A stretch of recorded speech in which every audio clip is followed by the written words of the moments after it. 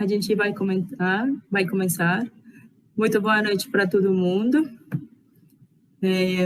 Eu sou a doutora Marcela Lopes, para quem não me conhece.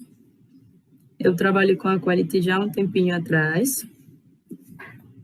E as aulas que a gente vai fazer de aqui para frente, nas quintas-feiras de noite, a gente vai tentar fazer aquela pílula do tema, né? É para você estudar em casa, é para você pegar o Redbook, é para você avaliar todos os protocolos que a gente precisa saber no Brasil para ter um conhecimento importante do tema, mas é um conhecimento que seja preciso no momento preciso.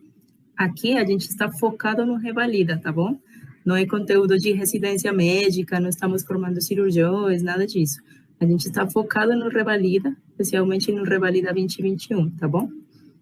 Então, é isso. Vamos começar sendo um pouquinho mais gráficos. Então, como um buraco assim, horrível, né? Horrível para alguns, é uma gráfica meio que ilustrativa, porque a verdade a gente tem que ver buracos muito piores, né? Então, o que a gente quer sair hoje da aula sabendo é como um buraco assim fica um tecido lindo assim, né? Lógico, possivelmente não seja a mesma ferida, né? Não vai ser tão verdugos comigo, mas de um buraco horrível passar a um tecido mais funcional, mais protetor, mais bonito. Esse daí é o que a gente vai fazer hoje, vamos conhecer hoje, e a gente, no momento que a gente termine a aula, eu aguardo que vocês tenham um conceito mais claro, que só seja pegar o livro, dar uma lida, e já vai ficar muito claro, tá bom? Então, a primeira coisa que eu quero falar para vocês, que a gente como cirurgião, a gente tem um pessoal maravilhoso que ajuda nos processos de recuperação. Esse pessoal que a gente tem é nosso pessoal de remodelação, que eu chamo. Por quê? Porque a gente, no processo de cicatrização, a gente o que faz é tipo uma construção, é uma obra de engenharia muito potente, sim? Então, a gente precisa fazer meio que um checklist das pessoas que precisamos. O que a gente vai precisar no comecinho é das senhoras fofoqueiras, né? Senhoras ou senhores fofoqueiros. Sejam muitas, porque elas vai tapar o buraco, né? Elas vai começar o processo de hemostasia, sim? Até que não são tão ruins, mas a gente precisa tapar o buraco, né? Tipo, parar o sangramento. Se a gente não para o sangramento, não tem processo de cicatrização para fazer. Por quê? Porque se o paciente começa a sangrar, a gente vai eliminar tudo, até que pode fazer um choque hipovolêmico, né? É como você sabe. Mas depois delas, isso daqui é só ilustrativo, tá? É só para que vocês levem uma ideia na cabeça. Depois das plaquetas, os seguintes na função são os neutrófilos, né? Só que os neutrófilos são aquelas células bagunça, que eles só estão limpando, que eles só fazem o trabalho mais pesado. E eles vão precisar do macrófago, né? O macrófago é tipo um engenheiro, o arquiteto, aquela pessoa que coordena o processo, que fala quando termina aquela fase inflamatória, fala quando vem a fase de proliferação, enfim. Ele é a célula mais importante, é igual ao cérebro, né? Ele é a que coordena todo o processo de cicatrização. Mas, se a gente tem o engenheiro e tem os pedreiros, mas não tem o material, a gente não vai fazer nada, né? Nossos fibroblastos são nossos tijolos, né? Então, a gente vai precisar deles se arrumando lá para produzir as estruturas, né? Então, a gente precisa desse material. Só que eles também precisam aquela cola para ficar no tecido arrumadinho. Só que a gente tem dois tipos de cola. O colágeno tipo 3 é aquele colágeno que é super frouxo, que é meio molecinho, ele não é igual de elástico e firme como a gente precisa, que é aquele colágeno tipo 1. Só que nas fases inflamatórias, nas fases iniciais do processo de proliferação, que a gente já vai falar um pouquinho das fases, a gente precisa do colágeno brando, né? A gente precisa estar primeiro mole e depois ficar duro. Aquele duro, aquele cimento bom, é o colágeno tipo 1. Tendo em conta esse pessoal, agora a gente vai começar a falar do processo de cicatrização, tá? No comecinho, eu quero falar para vocês das nossas pílulas, nossa pílula de pele, sim? Eu não sou dermatologista, eu sou ortopedista, mas é muito importante esse órgão para a gente. Além das funções protetoras, ele tem função sensitiva, ele tem função de termorregulação, ele tem funções de elasticidade, ele tem muita coisa que a gente precisa saber que não é só o órgão maior do corpo, sino que ele tem algumas capas, não é aquela coisa superficial que a gente vê aqui no mais, tá? Então, primeiro, a gente não faz uma regeneração completa quando a ferida está por baixo da matriz celular, né? A gente faz cicatrização. Então, temos poucos tecidos que regeneram, as mucosas, epiderme, mas daí para baixo a gente vai gerar uma cicatriz. Então, antes da membrana basal, tipo a epidermis e a derme muito superficial, ali a gente, tipo, com a queimadura de sol, alguma coisa assim que não mexa com a membrana basal, a gente vai ficar novinho. Mas se mexe com a membrana basal, afunda a membrana basal, a gente vai fazer um processo de cicatrização, vai fazer um processo de fibrose, né? Eu já vou falar mais ou menos disso.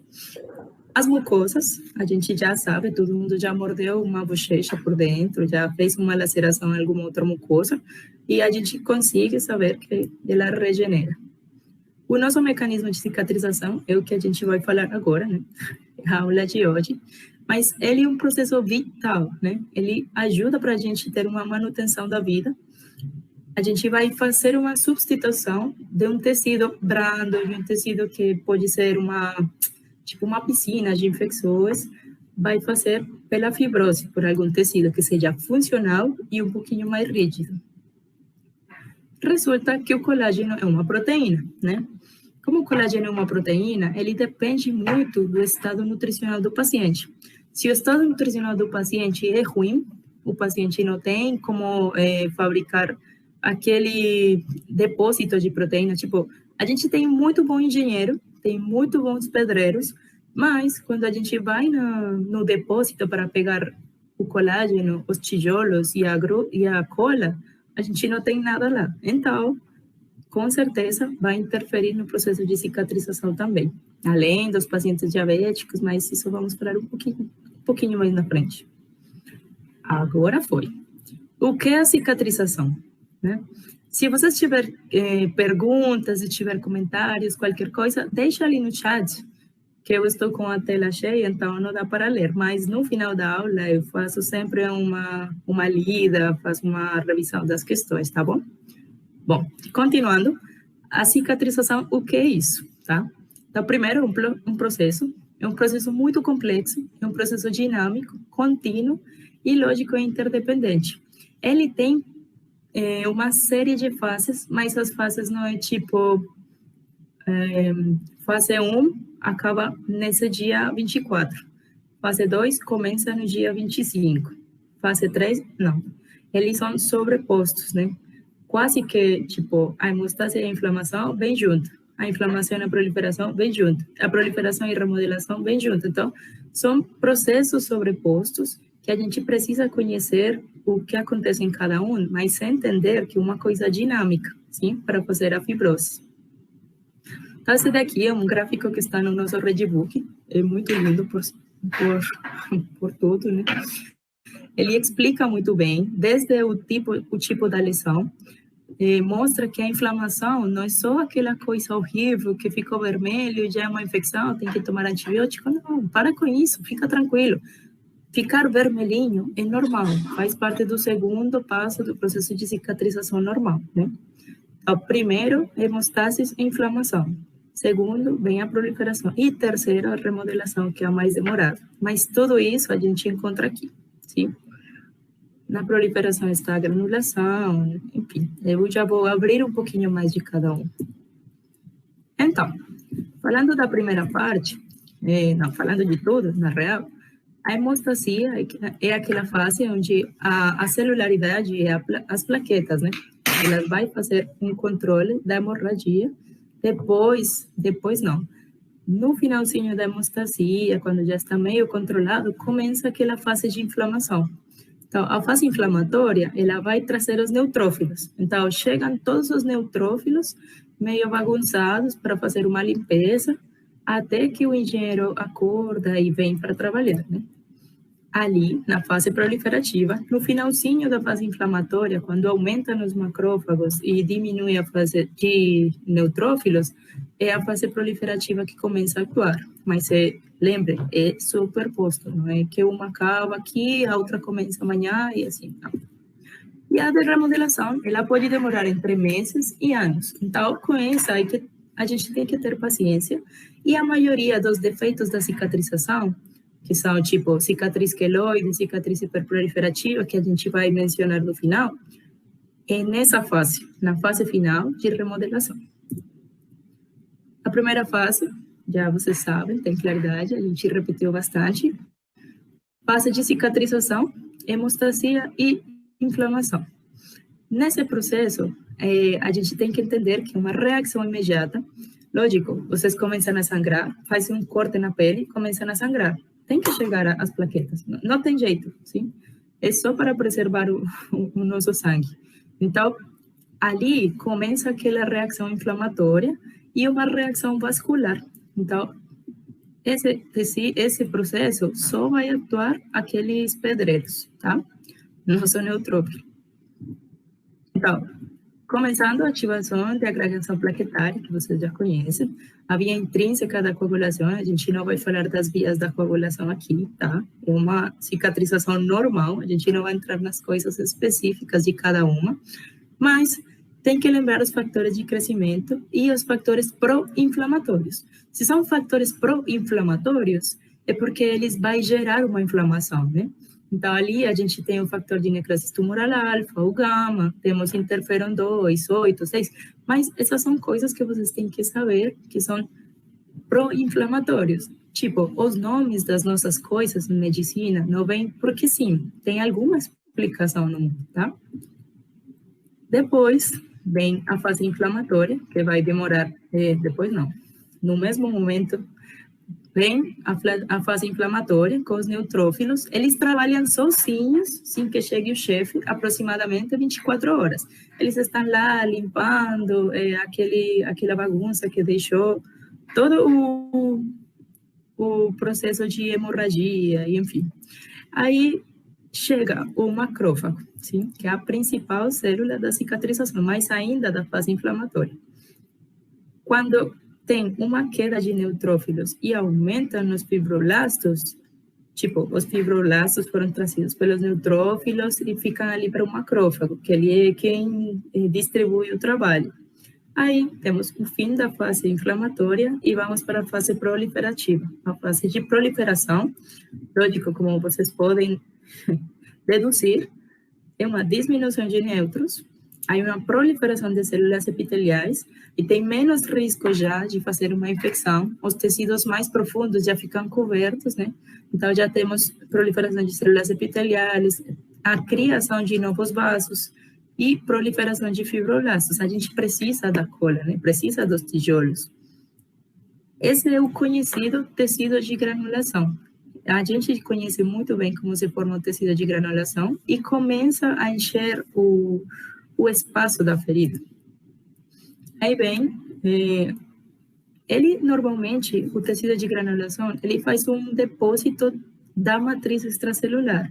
Então, ele começa a fazer uma contração da ferida e começa a juntar as bordas da ferida, né? Ele começa a, tipo, puxar cada borda para poder fechar o buraco. E aí começa a fase de revitalização. Sim? A fase de maturação e remodelagem, que é a terceira fase como tal, ela vai demorar um pouquinho, né? Entre meses a anos. Normalmente é o último processo de reparação. Tem que ver com os fibroblastos mais ainda. E aí depende da formação, sim?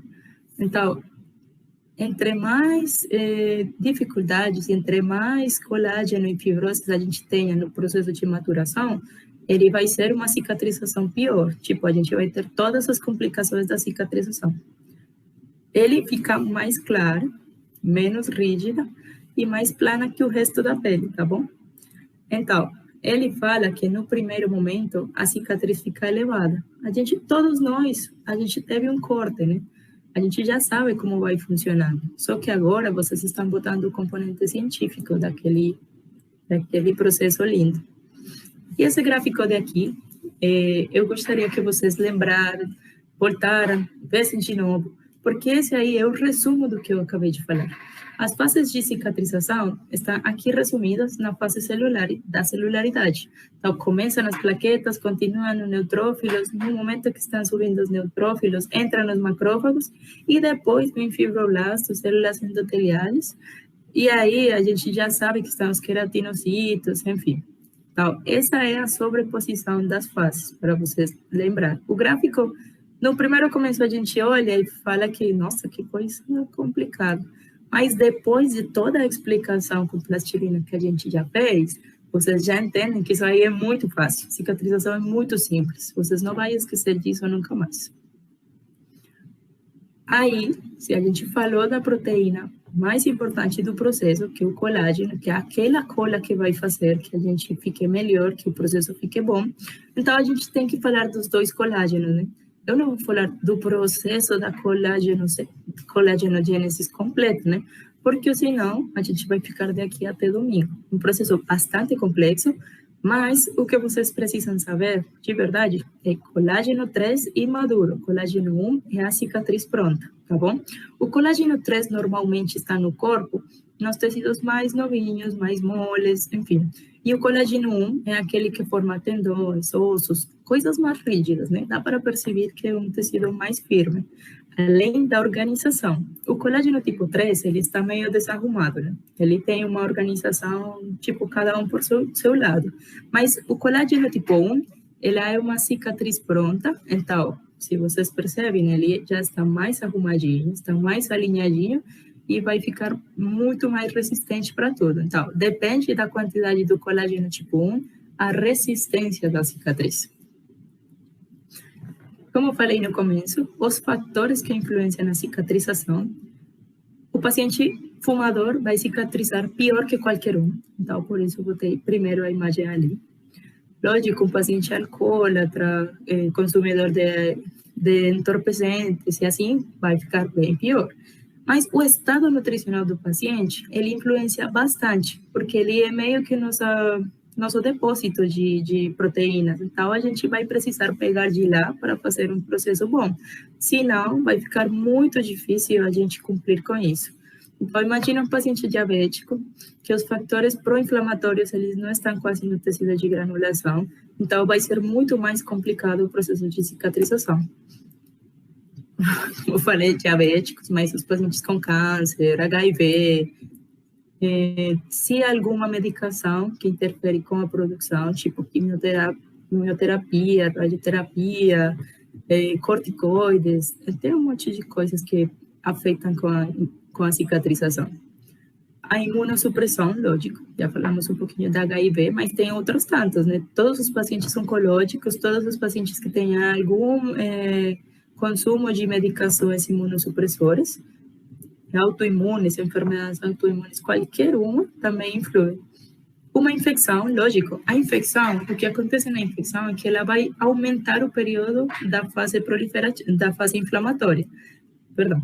Então, a fase inflamatória aumenta, então ele vai ficar mais vermelho, vai fazer um caldo perfeito para aquelas bactérias da nossa pele, né? Até nossas mesmas bactérias que protegem, elas vão entrar lá e vai fazer um abscesso, qualquer coisa que vocês já conhecem que ocasiona infecção. E se tem infecção, o que vai acontecer é que ele vai necrosar as bordas, e se necrosa as bordas, ele não vai ter como fazer o tecido de granulação e não vai aproximar as bordas. Os fatores mecânicos, lógico, até a gente já fez, né? Temos uma feridinha, está cicatrizando, tira o processo de cicatrização, abre muito forte. Quando é nas articulações que tem mais mobilidade, é bem pior. Tipo, no cotovelo, dobra o cotovelo, pum, abriu de novo. Então, esse tipo de coisa a gente tem que ter em conta. Mas eu falei de todas as coisas que podem prejudicar uma uma cicatrização boa.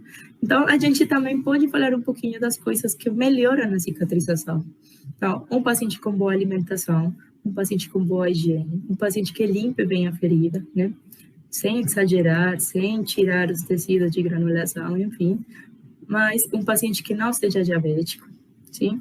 Uma boa hidratação do paciente, um bom ambiente do paciente e, lógico, se ele é suturado num momento que precisa ser feito, também pode ser uma boa. Então, esse daqui é outro jeito de resumo, mas é para vocês fixar com a imagem. Esse é um processo de cicatrização na repitelização e neovascularização, como vocês podem ver aí. Então, já quando está o colágeno fazendo aquele muro, né, aquela parede importante de dentro para fora, a gente pode ver aqui todas como funcionam as bandas de fibrina, o colágeno, o tecido de granulação, que ele começa a puxar os bordes da ferida. E esse mapinha aqui, ele é o resumo. Então, tem a hemostasis, tem a inflamação, tem o que acontece em cada uma, e no final, qual é o nome da fase. Então, temos a fase inflamatória, proliferativa e maduração, ou remodelação. Em quanto aos tipos de cicatrização, não tem como eu vir falar de cicatrização sem falar dos tipos de cicatrização. Até porque a gente é quem decide como vamos deixar fechar a ferida do paciente, né? Então, por primeira intenção, segunda intenção e terceira intenção, né?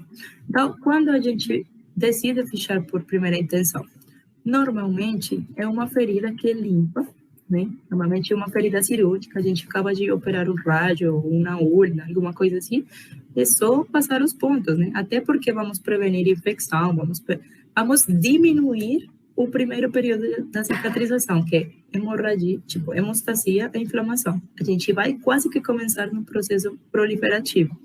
Então, é isso que a gente faz na primeira intenção. Fechamos, então já começa a epitelização e a reparação do tecido conjuntivo. Lógico, também tem que ter cuidado, tem que ter o lavado, não pode ficar muito apertado, pelo amor de Deus, clínicos gerais e qualquer cirurgião que esteja assistindo, não aperte muito a ferida, ou não, como tá bom? A gente só está diminuindo o primeiro período de cicatrização, não está amarrando a pele, tá bom? Na segunda intenção, então, essa é a cicatrização que a gente deixa na natureza funcionar, né? Então, a gente bota o tecido lá, bota uma benção, mentira. A gente tem que ter cuidado, fazer as lavagens, ter uma olhadinha como está o tecido de granulação, se ele está enchendo. Lógico, é mais demorado, né? Ele tem uma primeira fase, que é a fase inflamatória, que eu não vou cansar de repetir isso para que vocês fixem. Mas na segunda intenção, a primeira fase ela é mais demorada. Então, é por isso que a cicatrização por segunda intenção é mais demorada. E ela vai ser uma cicatriz, lógico, menos estética, mas vai ser também funcional, tá? Pode ter retrações, a maioria das queimaduras tem um pouco de retração, by the way. Na próxima semana, a gente tem aula de queimaduras, tá? Então, isso daí é uma finalização de uma cicatrização por segunda intenção.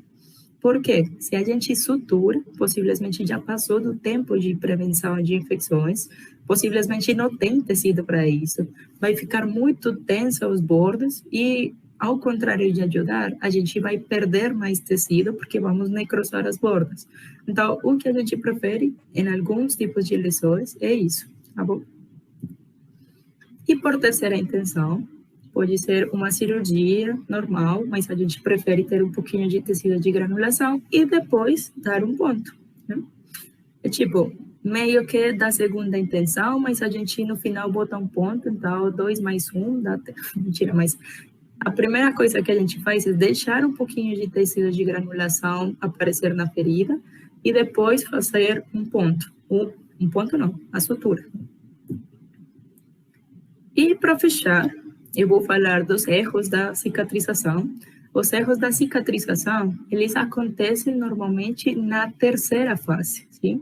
Eles esquecem de limpar, tipo, estamos botando colágeno, estamos botando fibrina, estamos fazendo fibroses o tempo inteiro, tipo, esquecem totalmente de melhorar, ou de remodelar, de aplanar, de maquiar a cicatrização. Então, começa a proliferar, proliferar, proliferar, proliferar, e aí fica um defeito, né? A mais frequente é a cicatriz hipertrófica, mas a que é pior e que a gente prefere que não cheguemos lá é o queloide, tá? Então, normalmente a cicatriz hipertrófica é mais frequente, relacionada com a tensão da ferida, fica com uma tensão mais elevada, né? Essa cicatriz hipertrófica, ela é um pouquinho mais elevadinha que a pele e não ultrapassa os bordos da ferida. Normalmente com massagem, terapia, infiltrações, tipo, esse é um tratamento muito mais do dermatologista, do plástico, mas tem algumas coisas que a gente pode recomendar para o paciente, como clínico geral, né? Melhora com aqueles tratamentos que eu falei. Ali tem uma diferença entre uma cicatriz hipertrófica e uma queloide, mas agora eu vou falar da cicatriz queloide.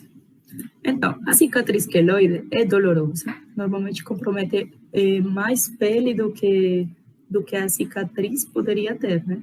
Dos limites, dos bordos da ferida, ele compromete mais o pescoço, pela foto, mas compromete mais o tecido perilesional.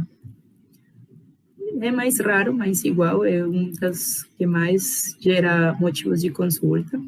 E ele não regride. Normalmente tem que fazer a cirurgia, fazer o corte e rezar para que o paciente não faça um novo queloide, né? Como eu falei, uma predisposição genética. A gente tem um resumo aqui da cicatrização. E aí eu vou passar para as questões, vou dar uma entrada para vocês. As referências que eu utilizei foi só o nosso Redbook por enquanto. Um abraço para todos. De verdade, a gente só quer o sucesso de vocês e temos todas as ferramentas para ajudar vocês na nossa plataforma. Super abraço, boa noite para todos e bons estudos aí.